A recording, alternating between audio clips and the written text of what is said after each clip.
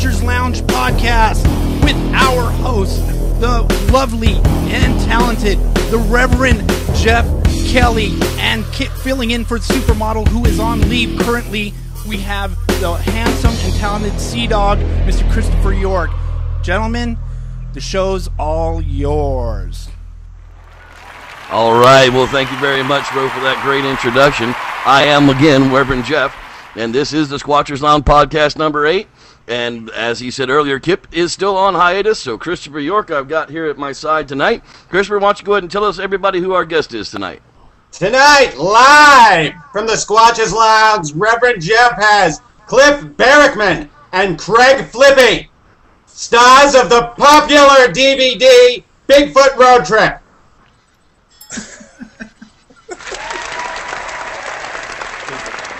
Well, thank you very much, gentlemen, for joining us. That's right. In fact, we do have Cliff Barackman and we do have Craig Flippy here, and we are going to be talking Squatch with them for the next hour. So, gentlemen, how are you this evening? Thanks for joining us. I know you've been over with Sharon this evening. It's going to be a busy evening, that's for sure. Oh, things are good, man. Thanks for having us back. Absolutely. Thanks for having us on, I should say. Yeah, it's going to just be a continuation of how it was going on. So everybody knows now that you've got the new Bigfoot Road Trip DVD coming out next month, and Mr. Craig Flippy here is with us as well. Now, Craig, you were responsible for most of the video of the actual DVD, correct? Yes, filming, editing, DVDing, all that. Yeah, he's responsible for it. He is solely to blame. Yeah. There you go. There you go. Now, whose idea was it to actually go along and start out with the idea of the Bigfoot Road Trip? The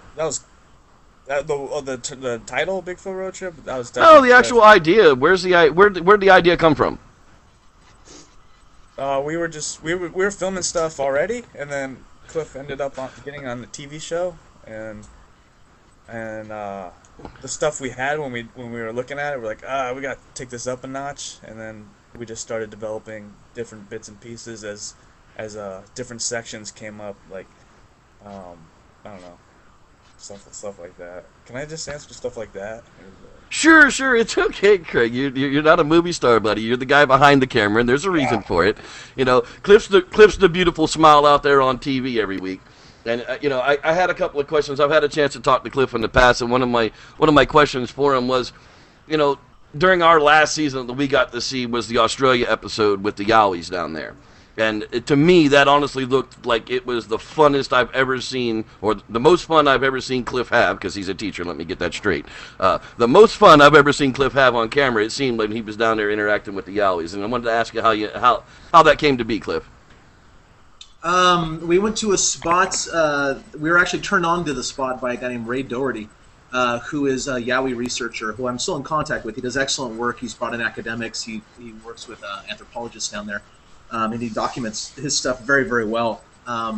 So we went to his sighting location, and he says, yeah, this is the spot we work, and somebody saw one over there like not that long ago and whatever else. And so we worked that spot. It was a little bit north of Brisbane. And that interaction was phenomenal. It was really, really amazing. And I think one of the interesting things about it is that was one of the rare times during a night investigation that we split up into 3 groups of 1 person. Moneymaker was out camping at that moment, so he wasn't even part of our crew. Renee, Bobo, and I basically were out together. We split up into 3s, just to try something new for a change. We do try something new every once in a while for a change. But at that particular point, I didn't even have a cameraman with me, which is interesting. It was just me with that stupid backpack camera looking at my face. I had to go back later, and they shot me from the side clapping, and they spliced that in to the action so so the audience could appreciate what was going on. But while I was there, I was hearing something in the brush. I was totally alone, about 500 yards away from the nearest person, and I think that had something to do with the extended interaction I was fortunate enough to experience. It was clapping or knocking or doing something, so I would do that back, and then it would do it again. I did it again, and there were 2 of them like going back and forth, and it was only after the other 2 members, Bobo and Renee, showed up with the cameras and all that stuff that the Yowies started displaying aggression of any sort. We got that amazing vocalization, which to my knowledge is the only recording of a Yowie vocalizing. and then it pushed a tree down at us shortly afterwards as well. But while I was there alone, being very, very not threatening, it was clapping back and forth to me, and I think that's significant. So it went from more of a curiosity factor to a territorial factor once you got more people involved with it. As an ape might do, a primate might do. They might be curious about one thing, but when they're outnumbered, they tend to throw feces and rocks and all kind of strange things. Bobo's like that now. So now, were you able to go back to that location during the daytime and actually get any type of research involved with that interaction? Because that's incredible to have something in that close and not be able to do a full investigation to go along with it. Couldn't go back because it was a 4-hour drive from where we were staying, and that last night during the week we have a general standard thing. Like, we show up the first day, we talk to the primary witness, and then that night is usually a night investigation. And then the night after that's usually town hall. Then we do this after that.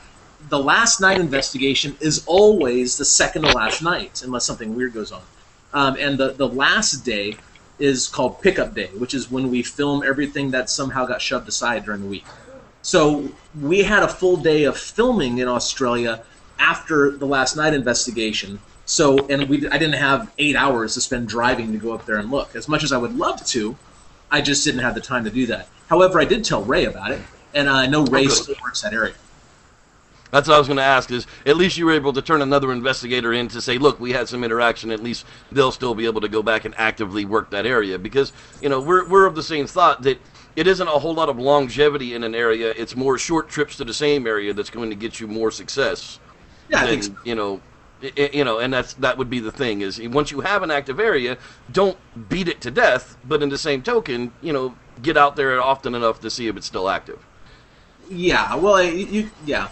And really, Bigfoots will catch on real fast, and as soon as they figure out you're doing something that is trying to trick them in some way, they're just going to shut down. They'll still be there, but they'll probably just see you coming and leave.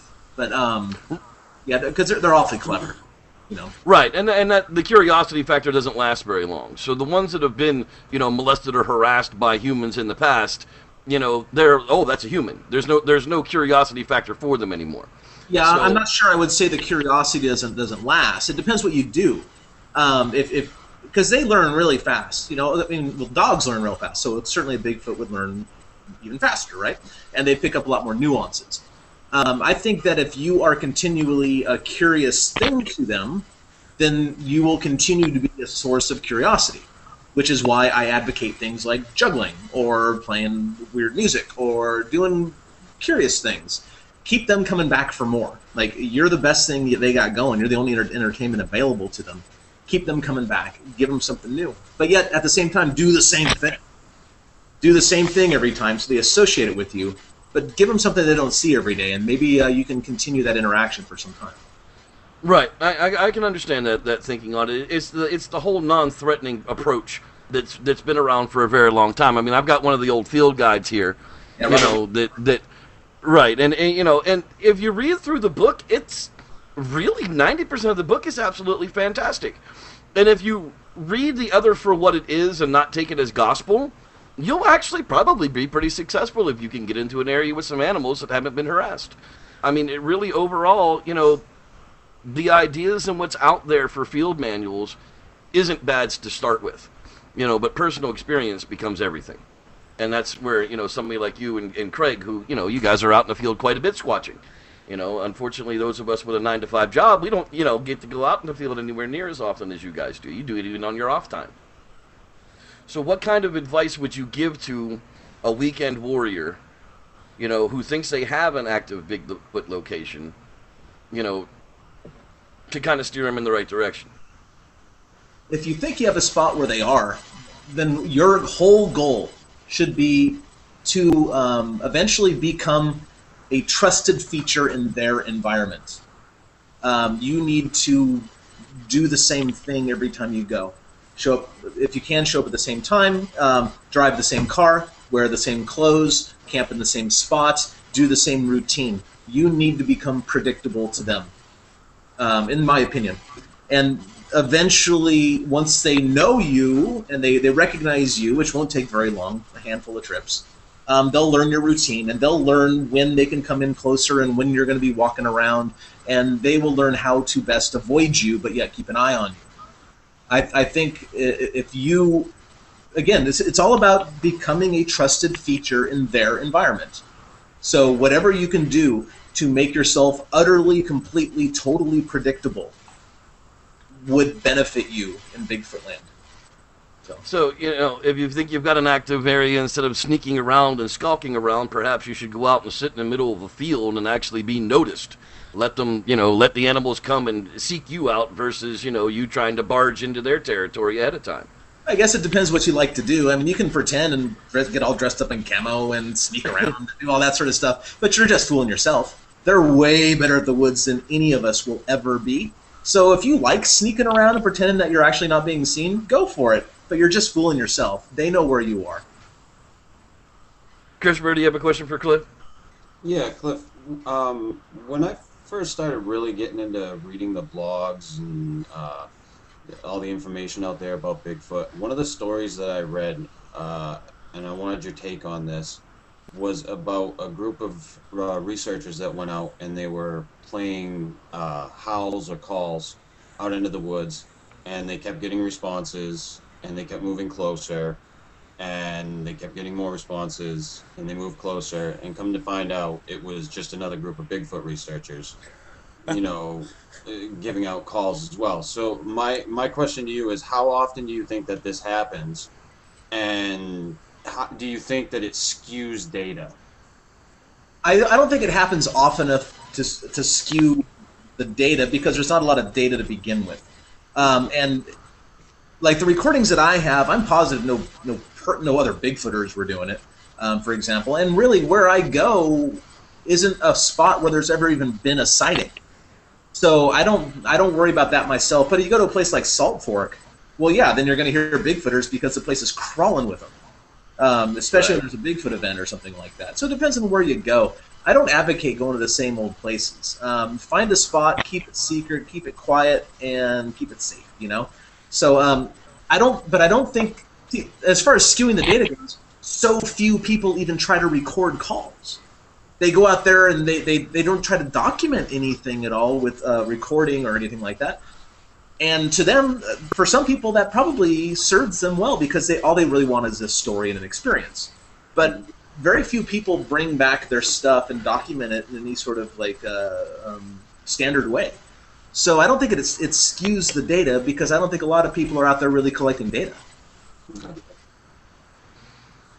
Yeah, that's one of the things that's unfortunate about the show. When you guys get responses or tree knocks or howls or any of that stuff, unfortunately the end user gets such polluted audio by the time we get it from their music underneath it and whatever else is going on, that we don't ever get a clear actual audio of what's actually going on around you guys.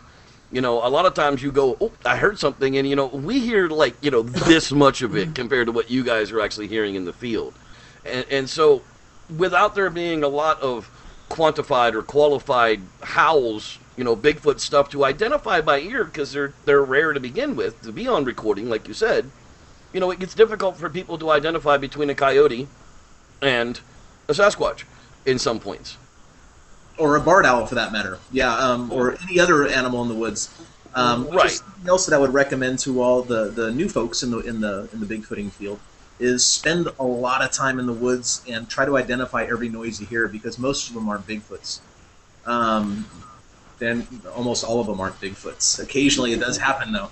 But like barred owls, they don't make one sound; they make dozens. You know, coyotes make a tremendous, an extremely wide array of sounds. Become familiar with what lives there and what sounds they make. Rabbits and white-tailed deer make horrible screaming sounds you couldn't imagine that would echo off of canyons that you wouldn't think that a little tiny bunny rabbit might make. But let it get its foot trapped or get harmed or being attacked, and they will scream to high heaven. You know, it's woken me out of a dead sleep, you know, in the woods at night. You know, sometimes you never know what's going on. And I was going to ask Craig, what's the weirdest thing you've heard out in the woods while out Bigfooting with Cliff?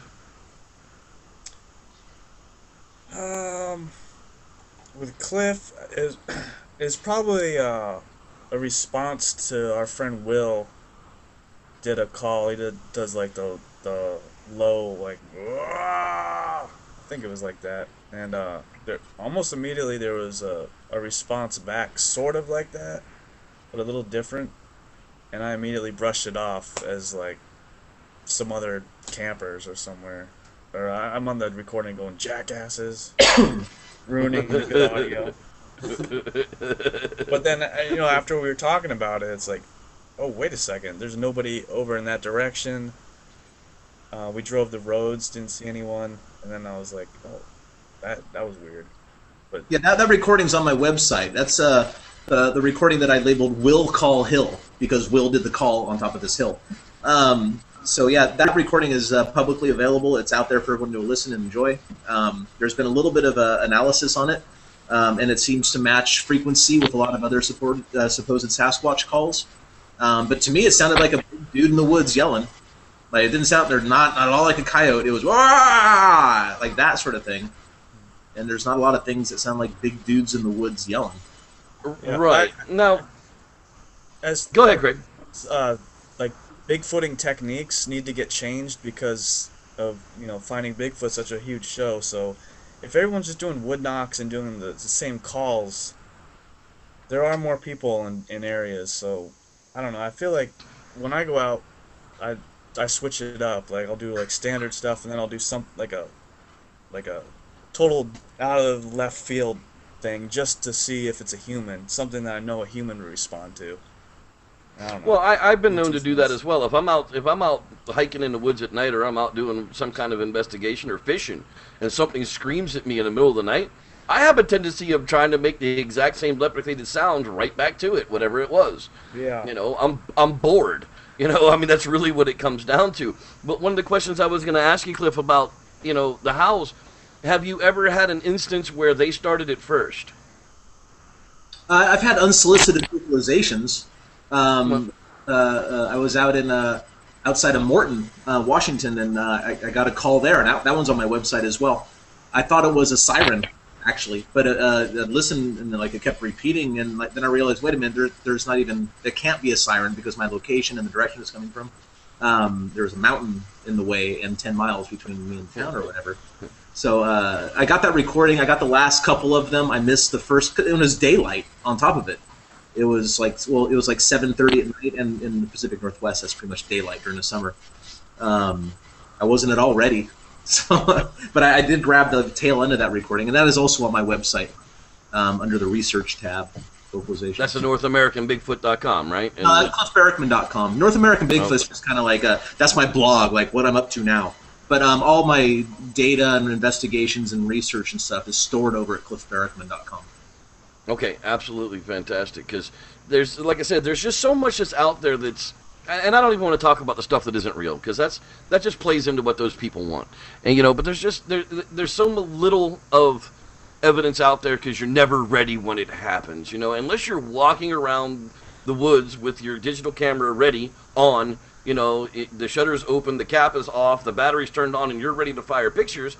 It could be over before you even turn the power on to your camera. I keep a camera next to me when I'm driving logging roads, and my goal is to photograph every bit of wildlife I can. Bears, deer, owls, whatever I see. And from years of doing this, I've got no more than like 5 or 6 photographs, basically. I've missed a dozen bears, maybe, or a little less than a dozen, like maybe 8 bears. I've missed dozens of deer.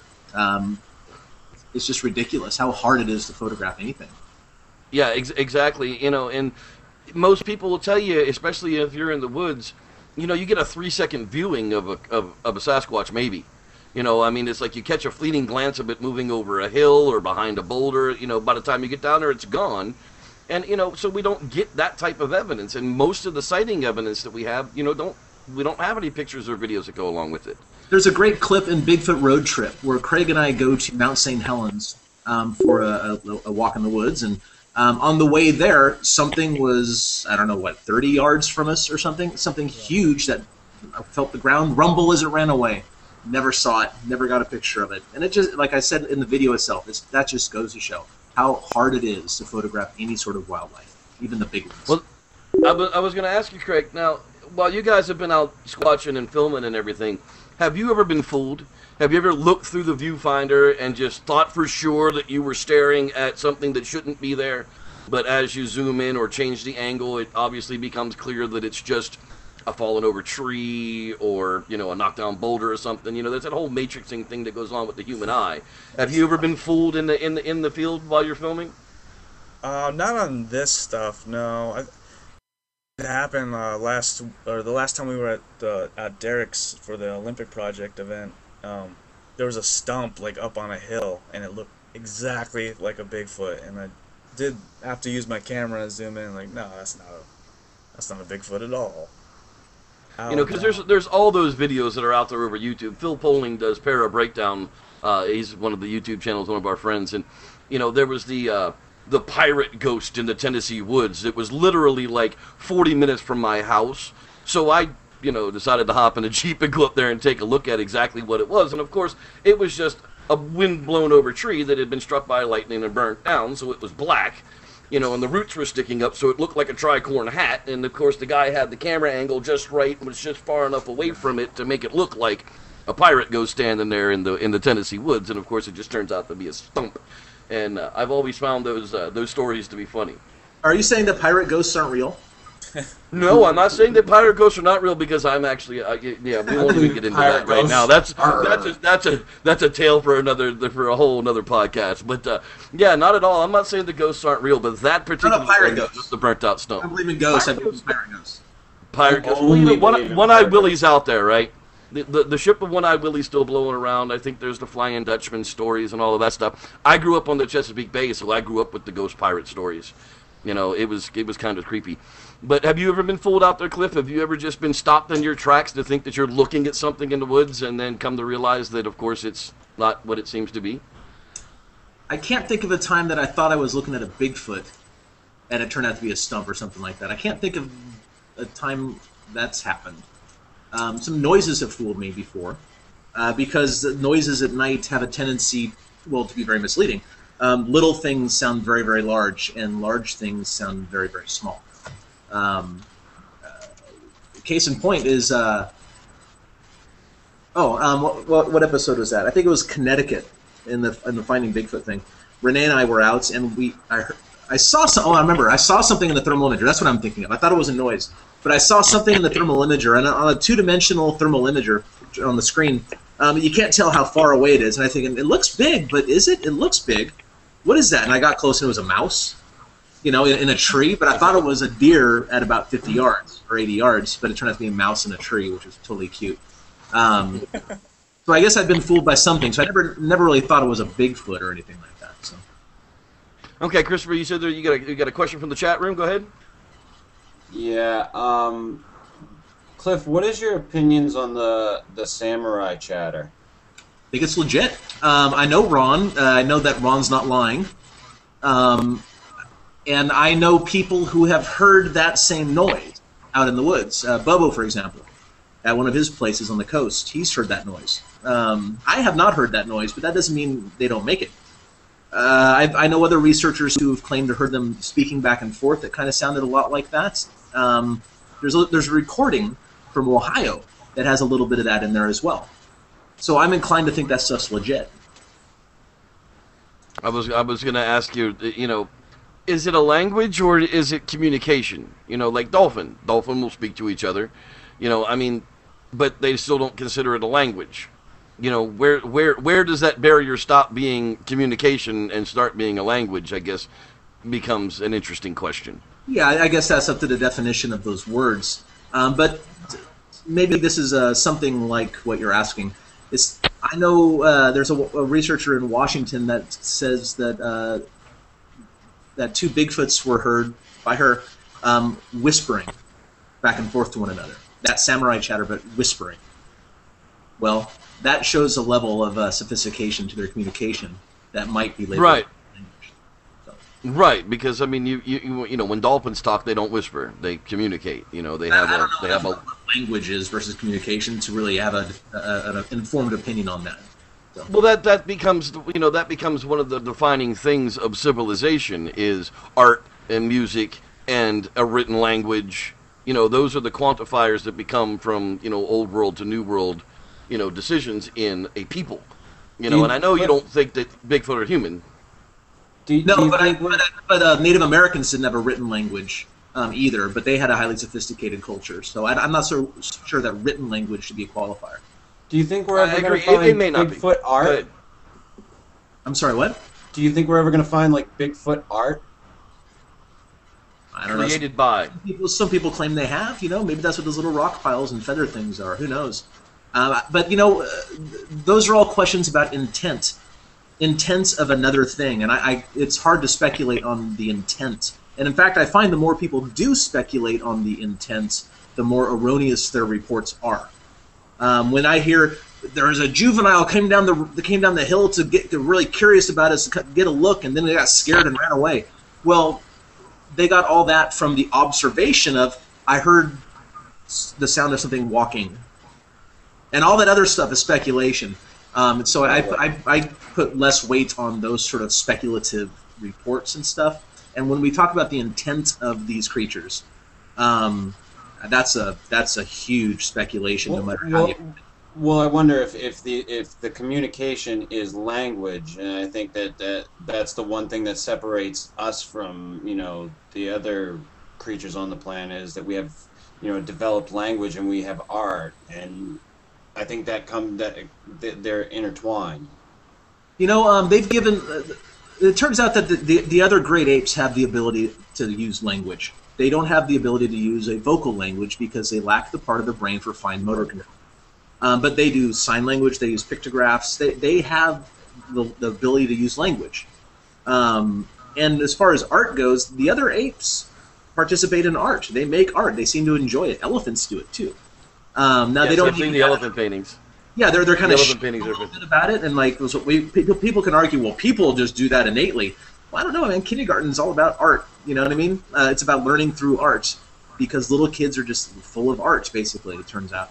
Right, but when you go back to the art thing, though, I mean, you think about caveman. Caveman didn't have to be provided a paintbrush and paint to create art. Caveman figured out how to put pigments together and draw things on walls because they wanted to leave pictures that way. And that becomes the apes that are doing art that we have now. It's not like they're taking a banana and drawing on the wall with it unless they've been taught that start out with a paintbrush to make something look that way. So that becomes a learned behavior versus a natural behavior of the animal. True. I'm not saying that they're not intelligent by any stretch of the imagination, because Lord knows, I always say we are not the top primates on this planet. Okay, if it wasn't for our brain and we figured out gunpowder and a few other things, the apes on this planet would have ripped our arms off and beat us to death with them long ago for keeping them in cages. They're stronger than we are, they live longer than we are, they're healthier than we are, they have better family units than humans have. In the long run, who's to say the humans are the top species down here? We're just kind of in control. And that's what it comes down to at the moment. We're just participants. Exactly, participants in the big experiment. I wonder, where the bottles knocked over human next to the planet in a third grade science project. I think we've kind of spoiled the apples down here, but it'll all straighten out itself in the end. So getting back to the DVD.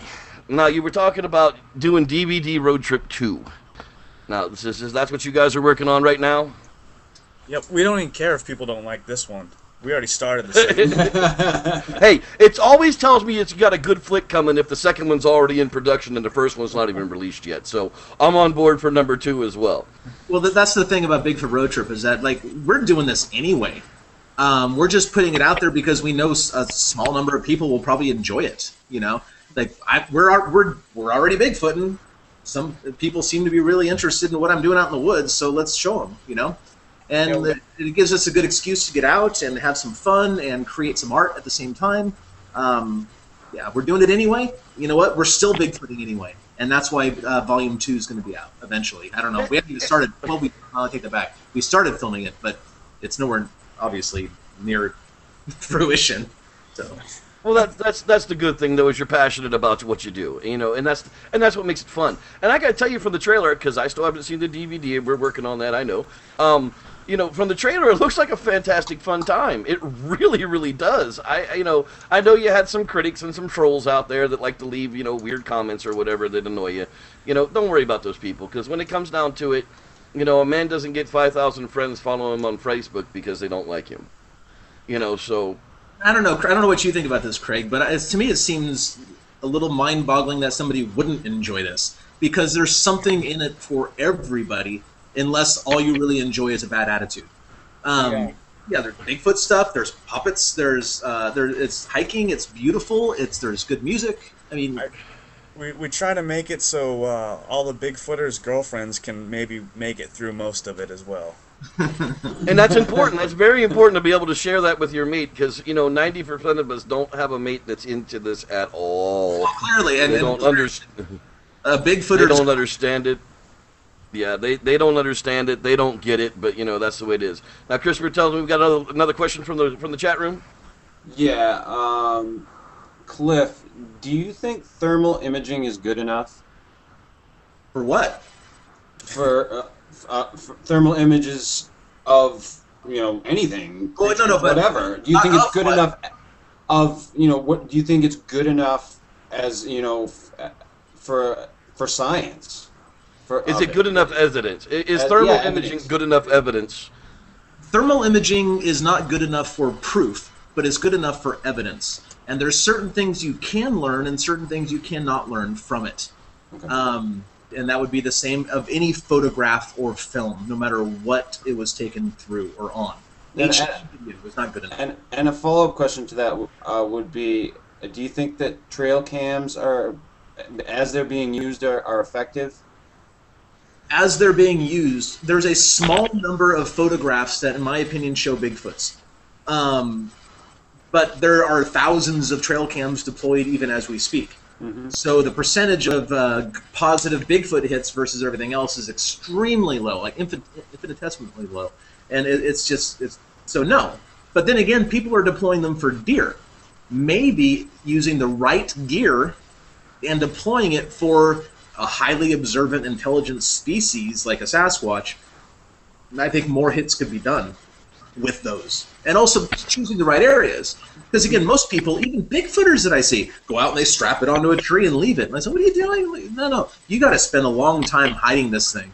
And you got to get the right cameras, because almost all those cameras emit a high frequency pitch that is above the level of human hearing. Dogs can hear it. Deer can hear it. I think Bigfoots could probably hear it too. There's only one brand and model of a game camera that doesn't emit that sound within a reasonable range, and it's a Reconyx Hyperfire. But they're like $600 a piece, so that puts them out beyond the limits of most people's pocketbook.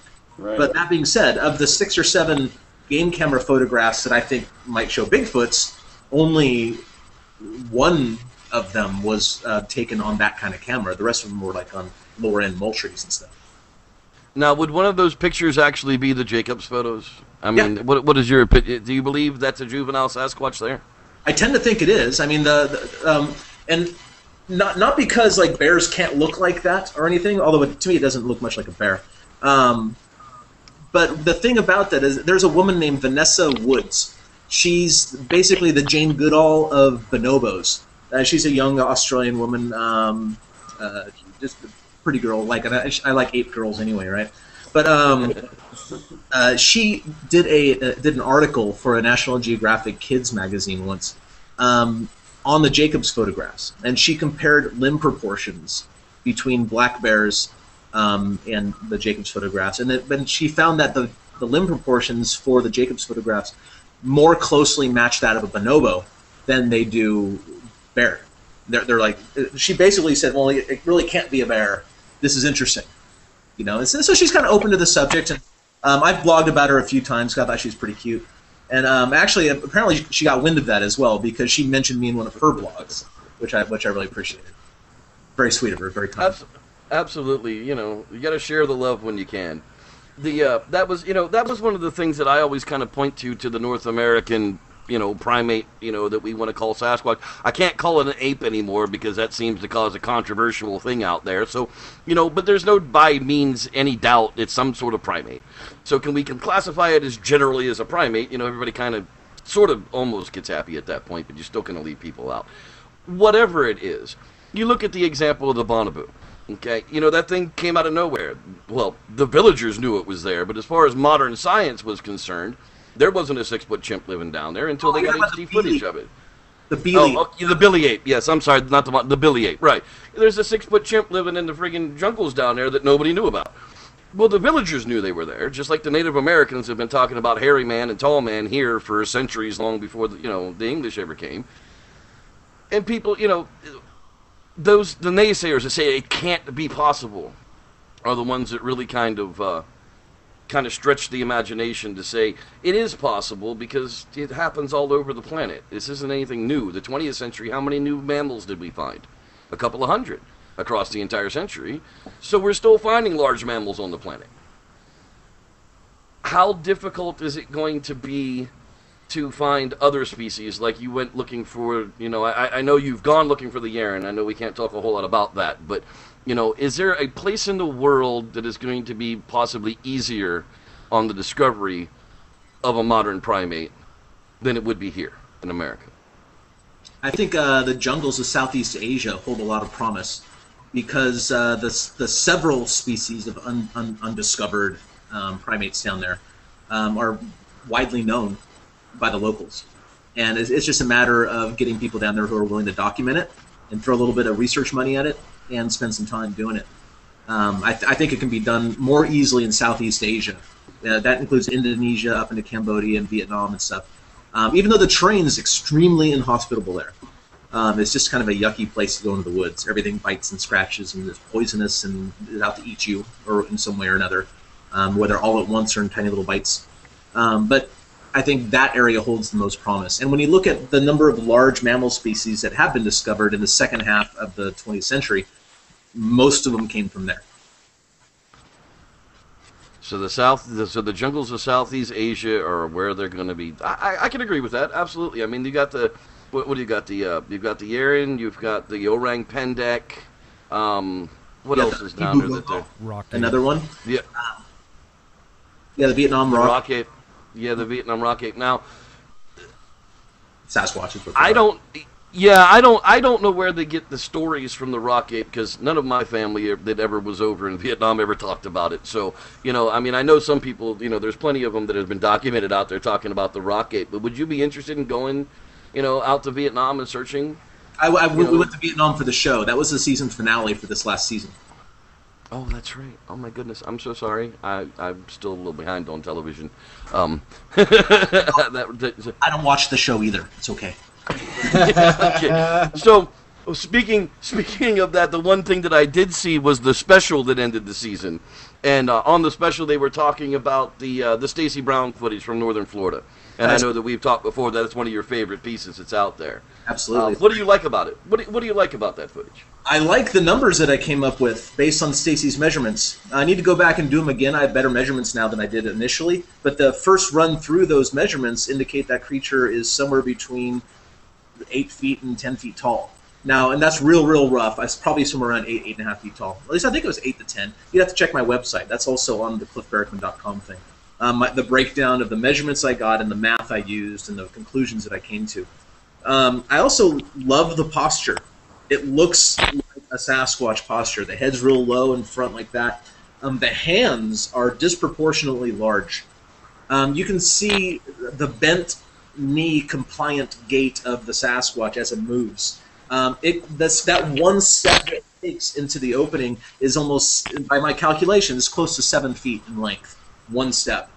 It's a tremendous piece of footage. A lot of information was just wrung out of that very short 1 or 2 second clip. Okay, from the Christopher, there's another question from the chat room. Yeah, Craig. Bigfoot, go! No, from Leslie Dovey, or Dovey, I don't know if I'm getting this correct, but She asks, what about night vision goggles? And I would assume this is how do they work, or what do you think of them, or...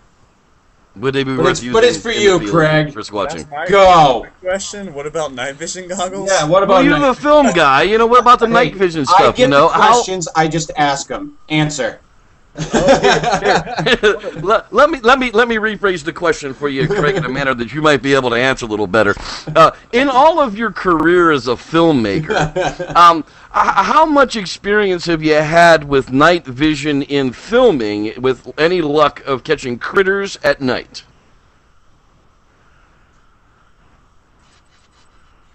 Craig? Wow. Yeah. Are you- You do realize that silence in radio sucks. Yeah. I'm just checking, making sure. Yeah, nothing.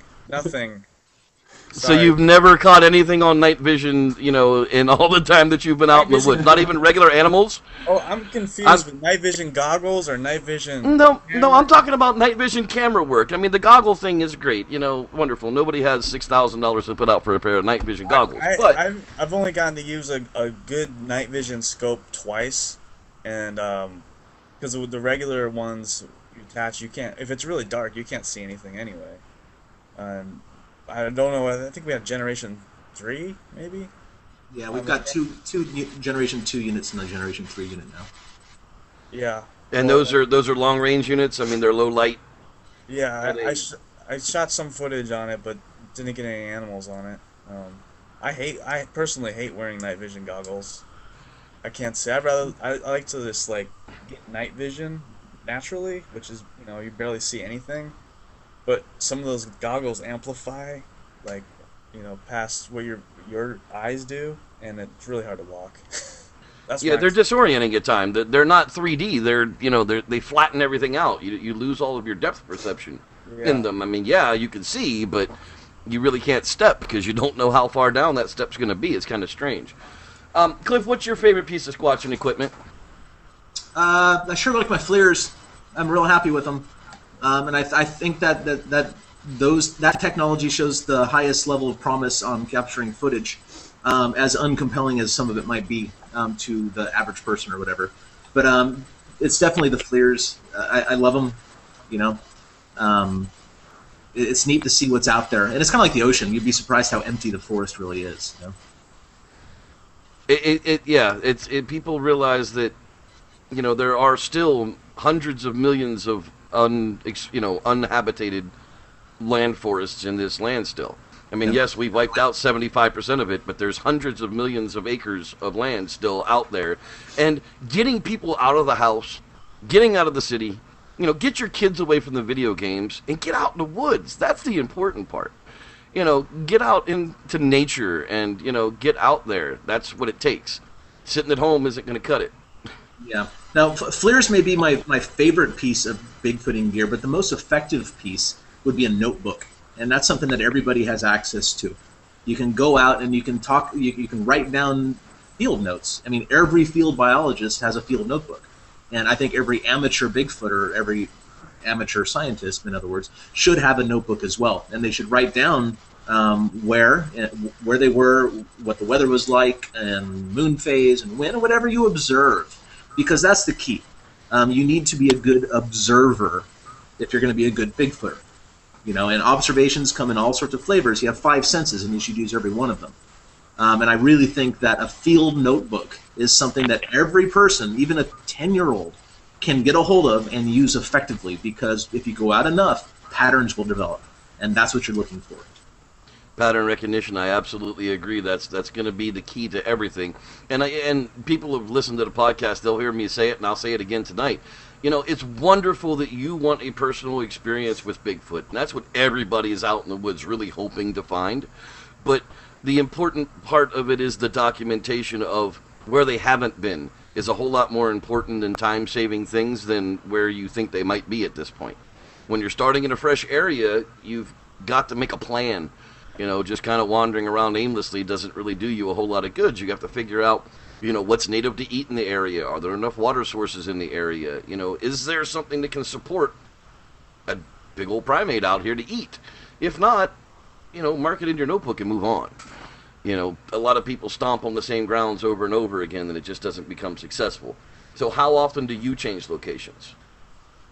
I tried, well, I have a couple different ways of Bigfooting. I mean, my favorite is going to the same spot again and again, where I think they are, and trying to learn why they're there then and what they're doing. But I also like just poking around, going to random spots that I think they should be, because that's how I found my spot. That's how I found the blueberry bog. I looked at a map and wow, that looks really good. I should try there, and they were there basically, and they've been there a lot. I've been very, very fortunate to have that spot. But I wouldn't have found that spot had I been chasing sightings or going where previous activity had been, because no one has ever reported activity from this location. So that I like doing both. I prefer going to the same spot because I want to build something with those Bigfoots. But I love exploring and going to new spots and just trying this, trying that, going to a new. I mean, it's one of my favorite things to do. Like, that looks good. Hey, Craig, you want to go? Yeah, let's go there. You know, of the locations actually on volume 2 of Bigfoot Road Trip, I don't think we've been to any of them before. Well, one spot we're gonna go someplace with Tom Powell, one of his spots, and I've been there with Tom, but Craig has not. But all the other spots, I don't think I've even been to. Some of the famous locations and some of the old stories, like you were talking about in the DVD where you went to Mount St. Helens, and there's the old story of, you know, the government cover-up of the Bigfoot being flown out of there after the 85 or 86 explosion, and you know, that the government knows all about, you know, all about Sasquatch. They've been covering up from them. You know, how much information do you think the government actually has? Well, I don't think on the conspiracies. I mean, they can't even balance our budget, let alone the height of Bigfoot, right? Well, they do manage to hide top secret planes from us for decades. Kinda. So, I mean, I don't know. I have very little confidence in the government whatsoever, and that's how the founding fathers intended it. Honestly, like, to have a level of mistrust. I don't think that. I'm sorry. What was that, Craig? No, I said you have to be skeptical of the government. That's the whole purpose of being a citizen. Yeah, and I think that the government realizes Bigfoots are probably there, or like certainly some government members and probably some branches of the government recognize them. The Army Corps of Engineers put them on a map of Washington, you know, back in the 70s or 80s or something. But you know, the real danger for America, if Bigfoots are quote unquote proven to exist, is some sort of economic shutdown, or at least slowdown in the Pacific Northwest, and where logging is prevalent, because they would have to do a thorough ecological study to figure out how logging and road building and all that, dams and whatever, affect the species. And the nature of the beast here is that Sasquatches are very elusive, and we know nothing or hardly anything about them at all. So that ecological study might last a decade or something like that. And in the meantime, there'd be very little logging or anything like that allowed. So that's the real danger, if there is one, of the Sasquatch being a real species. Now, having said that, the government doesn't have any money. They don't have a lot of brains, and Bigfoot seem to be doing a really, really good job at staying out of everybody's way already. Wouldn't the most effective thing for the government to do, if they do not want Bigfoots to be proven, is to simply sit back and let the Bigfoots do what they do anyway? It would be the most cost-effective and easy way to manage them. To leave them alone. Right. I agree. I mean, but you've got, like, just here in Washington this last week, we had the UFO disclosure hearings in Washington, where they went through all the old cases where, you know, they've basically been covering up all that nonsense as well all these years. It's finally coming out, you know, into the front. And I know there's Bigfooters out there that are, you know, on that whole conspiracy triangle that think, you know, even your local sheriff has a Bigfoot body recovery plan in case one gets hit out there on the highway by a truck. And, you know, I think a lot of that UFO stuff comes from an era when we were very, very afraid of them, the world sort of stuff. And frankly, you know what? If something's so advanced they can come here, they're probably going to harvest us for food. All right, so yeah, maybe it's best that people don't panic about UFO. You know what I mean? Yeah, not much you're going to be able to do about it. No, they're going to steal our resources and probably eat us. All right, that's cool. I'm more interested in Cliff's views on this. Tell us how you really feel about UFOs, Cliff. Now, you know, and I could see how, especially back in the 1950s and would want to cover this stuff up. Not only because they might be stealing technology from like UFOs or whatever, the whole Roswell thoughts or whatever. I mean, I don't know much about UFOs, whatever. I'm not really a UFO guy. I'm a Bigfoot guy, one-trick pony. But also, maybe they don't want widespread panic, and maybe that's in the best interest of the government at that time. But I don't know. I mean, I found out a long time ago. I don't know much. I don't know much about UFOs or ghosts or anything like that. I found out a long time ago. The more diverse my weird interests are, the less credible I become. So I just try to focus on Bigfoots, And so you've never seen any strange lights in the skies while you've been out in the middle of the wilds? I mean, have you come across anything that you couldn't explain, just out of curiosity? One time, not out in the woods. I was actually in Eureka, California, getting something out of my car when I was on the way back from a Bigfoot trip at Bluff Creek. I looked up and I saw a shooting star that changed directions in mid-flight. And I don't know what does that, nothing that I know about. So that's what I saw, but I don't know what it was, Yeah, that's interesting to see a shooting star change position. I mean, I've been out in the woods quite a bit myself. There's like a V-shaped pattern, just once, and it was a half a second, and it was gone, and that's it. So I don't know what it was, but it wasn't a Bigfoot. And that's what I was looking for. Yeah, you spend that much time in the woods, and you never know what you're going to come up with. And people have actually accused me of being somebody who's trying to link UFOs and Bigfoot together. Let's squash that right now. They are not related.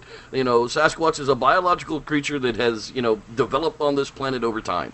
They have, to me personally, one has nothing to do with the other one. So, now we're getting in here. We've only got about 10 minutes left in the show. I wanted to get out and talk to you about your expeditions with Derek Randall's going on up there in the Olympic Project. Yeah, Derek's running public expeditions now in the Olympic National Forest, and they're fun. I was the guest on the first one. It was a small crowd, just kind of a test run to see how things would go.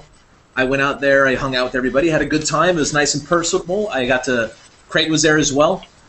I gave Derek suggestions on how to run expeditions and maybe what participants would want, and he's taken some of them to heart. So now we're going to go to the second one this weekend. Craig, Guy Edwards, and I will be heading up on Friday. Dr. Meldrum will be in attendance. I spoke to Derek today. He's real excited about it. I think we have a great bunch of people. Certainly the location is perfect for Bigfoots. Derek himself has investigated, I think, 4 road crossings within a mile of where we'll be staying. Wow. But I just love the Olympic Peninsula, though. There's really very few places in the world like it. And Derek has a great location chosen. So now, is this going to be, is the idea of it to work with the general public, or are you looking for other squatchers? Or are you looking for, people who consider themselves researchers? Well, I'm not looking for anybody. I think Derek is looking for people who enjoy the subject, who are there for the right reasons. Maybe he can handpick a couple of them and invite them into the Olympic projects. That's all entirely up to Derek, of course. I'm not a member of the Olympic project. I'm not really a member of any group. I'm just kind of me, So, but Derek's a good buddy of mine, and he's one of my trusted Bigfooting friends. So I've got an open invitation to show up whenever I want and enjoy the time with good-hearted people in the right spot for Bigfoots. Excellent. That's fantastic. Chris has a question for you. Go ahead, Chris. Yeah, Jeff, could you possibly pop up the pictures that we have from the Yep, I sure DVD? can. I'll bring that up right now. There's a particular picture I'm looking for. There's one of which picture Craig is that? Flippy. He looks like he's hanging from... yeah, I know which picture you're talking about. Or Yeah, I got that if picture. you could pop that up for me real quick. Yeah, I'll bring that up here real quick for you right now. And then I'll have my question. Okay, let's see here. I've got that for you right here. I believe that's the picture you're talking about. Now, Craig, my question for you is, how many other pictures were taken with statues that we can't see?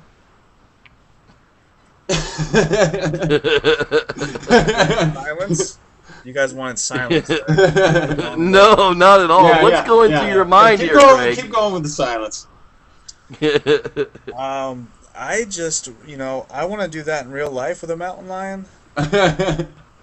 Oh, so you want to have a real-life Sebastian of your own, huh? You want to turn him loose and 12 years later have him come back and rip your face off? Oh, that'd be a dream come true. it's all fun and games until somebody gets their head ripped off, right? So we've got some pictures here from the DVD. Let's get back here to the beginning of them. The very first picture up. Well, we'll skip that one to the end. So we've got, here's a picture of Cliff with Derek Randall's. That proves he knows him. It proves that they are just as good of friends as Cliff talks about him. This is my favorite picture from the promo pictures from the DVD, is you guys sitting out. Now, my question is this. If Cliff and you were both sitting at the fire, who's taking the picture? We set up the camera. Yeah. We took our position. We needed some connecting shots, is what they're called. These are stills from video. So. Oh, okay, I got you. These are stills out of the tripod. Okay, I got you now. Now this is a great looking picture here. Now, is that a game trail that you're walking on, or is that some mountain biking trail? I think.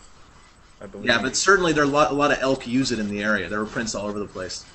Nice. Because to me, that's what Sasquatch would use, would be naturally occurring highways in the forest. Yeah, and there's actually some thoughts about that, how they parallel those. They don't actually use those. They use roads that go right next to it, or above it. I guess if you were an ambush hunter, I guess that would probably be the smart thing to do, would be to stay off of the game trails. Right. Now, is this one of your London tracks? Is that what this is? No, that's the Gates cast. I don't have the copy right here, but that's the Gates cast. And there's a whole segment on the DVD, Bigfoot Road Trip, about that cast. A gentleman down in Salem said, "Hey, I've got a Bigfoot cast or whatever," and he wrote me on email. So I contacted him. His name's Alan Jacoby. So he actually, the cast that print was actually several days old by the time he cast it. But I basically interview him about the casting experience, how that cast came into being, and he actually took home video of he and his boys, he and his son and his friends, casting the footprint. So I thought that was cool, and it's something that people don't really get to see a lot. So I have the witness watching the video with me and kind of narrating what's going on, what we're seeing in the video. Craig pieced it together brilliantly. There's a simulation of a mutilated beaver in there, which is hilarious. They found a dead beaver that had been disemboweled on the trackway. The footage was too dark. And yeah, it's pretty great. So that's that cast there. That's why it looks so crappy and all misformed, because it's several days old and it was cast in a very, very wet substrate. Mm-hmm. And now what are we looking at here? Is this one of the London tracks, one of the London prints? That's correct. That's one of the London prints in the ground when Chris Minier and I were filming the video. And there's extended video of Chris and I dealing with the London tracks before they were cast. And we're talking back and forth to each other. And then later a gentleman named John Bull comes down and he films Chris and I pulling the cast and getting them out of the mud.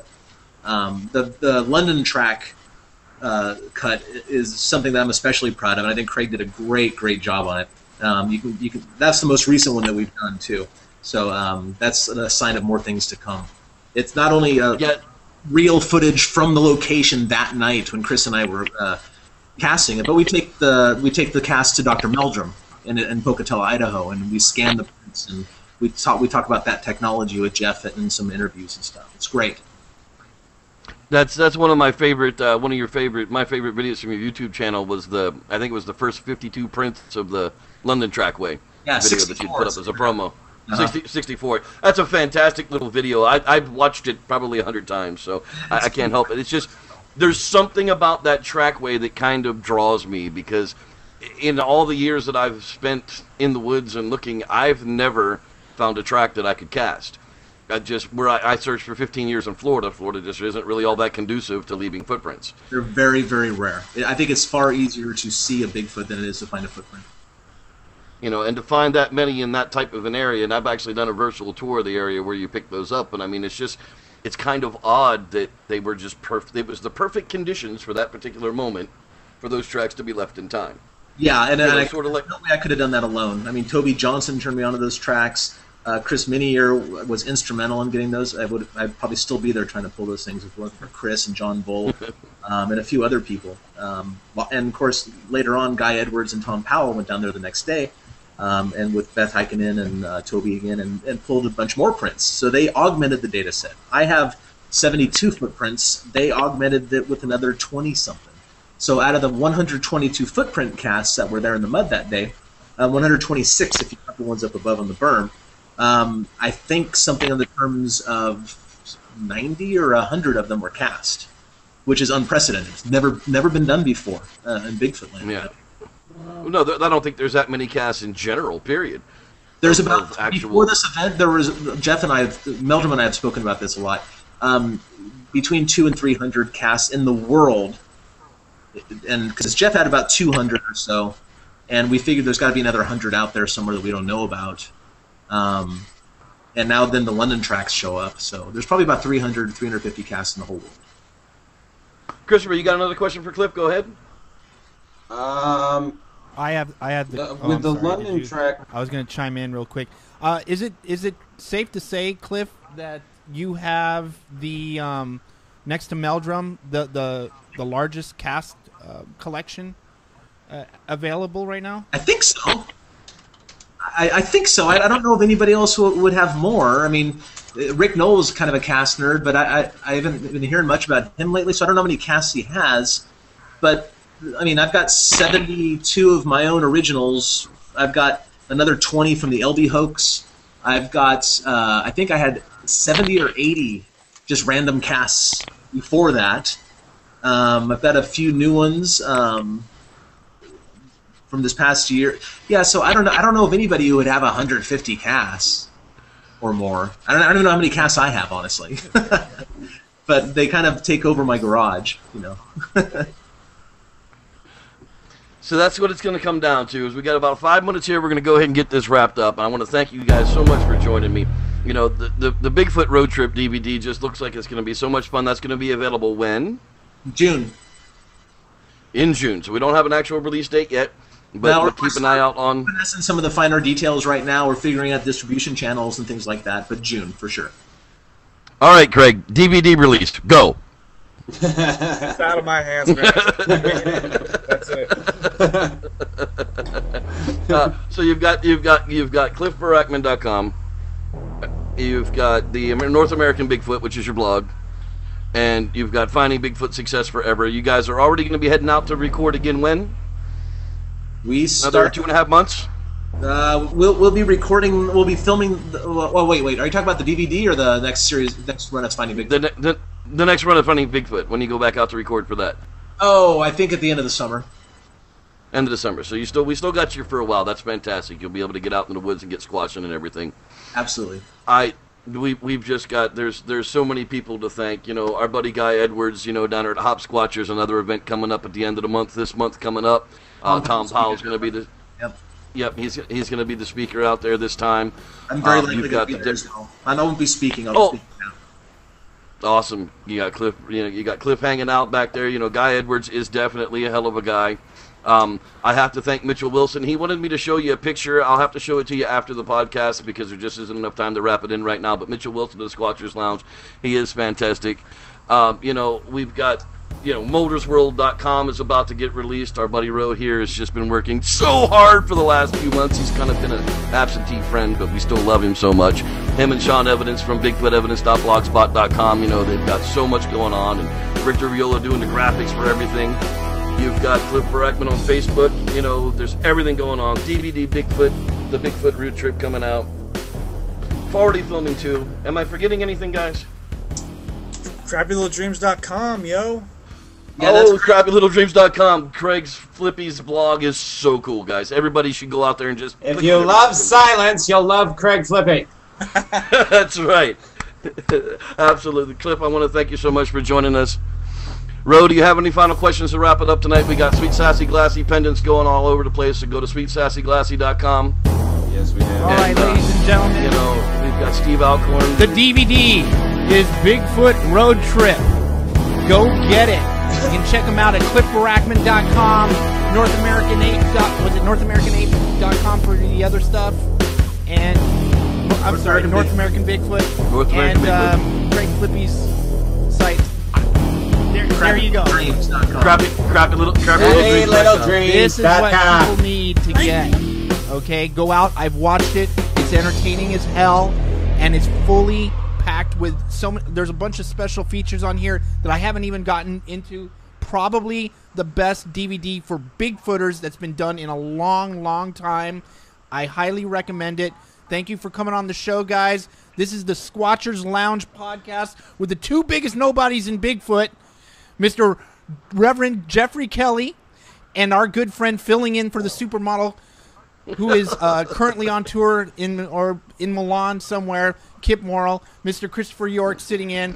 Our sincerest thanks to our two special guests tonight, ladies and gentlemen, Craig Flippy and the magnificent Mr. Cliff Barackman.